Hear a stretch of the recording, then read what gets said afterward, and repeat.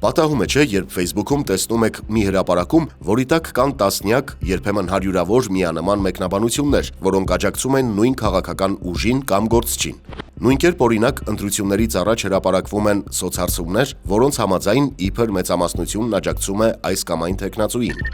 Նման իրավիճակներում ձեզ կարող է թվալ բոլորը նույն կարծիքին են, եւ նույնիսկ եթե համաձայն չեք, հաճախ նախընտրում եք լռել, չցանկանալով առանձնանալ կամ դառնալ հարձակումների թիրախ։ Ձեզ մոտ կարող է ժամանակի ընթացքում ամրապնդվել տպավորությունը, թե դա բոլորի կարծիքն է, եւ քաղաքական ուժերն էլ կարող են ջանք ու ռեսուրս չխնայել ձեզ մոտ այդ մոտեցումը ձևավորելու համար։ Եկեք հասկանանք ինչու է այդպես։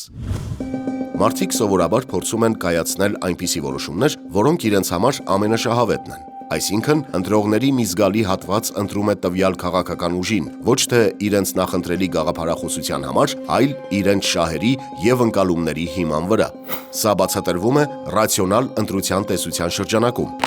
Մենք ընտրում ենք այն տարբերակը, որը մեզ ամենաճիշտն է թվում մեր շահերի տեսանկյունից, եւ ամենահավանականը արդյունքի հասնելու, այս դեպքում ընտրություններում հաղթելու տեսանկյունից։ Բայց քանի որ խորությամբ չենք տիրապետում ամբողջական տեղեկատվությանը, սկսում ենք կողմնորոշվել մյուսների վարքով։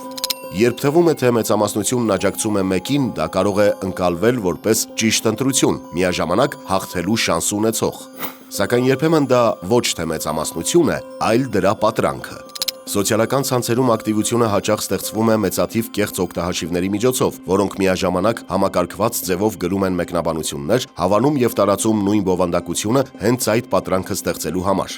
Ճիշտ նույն նպատակով հրապարակվում են իրականությունից կտրված սոցհարցումներ, որոնց համաձայն իբր 70%-ն աջակցում է այս կամ այն թեկնածուին։ Արդյունքում մեծամասնության կեղծ պատրանքը կարող է ազդել մարդկանց վարքի վրա, ստիպելով լռել, փոխել իրենց մոտեցումը կամ ընտրել ամենահավանական հաղթողին։ Հիշեք, մեկնաբանությունների ու հավանումների քանակը դեռ չի նշանակում իրական կարծիք, իսկ անհայտ կամ վարկաբեկված կազմակերպությունների իրականացրած հարցումները չեն կարող վստահելի լինել։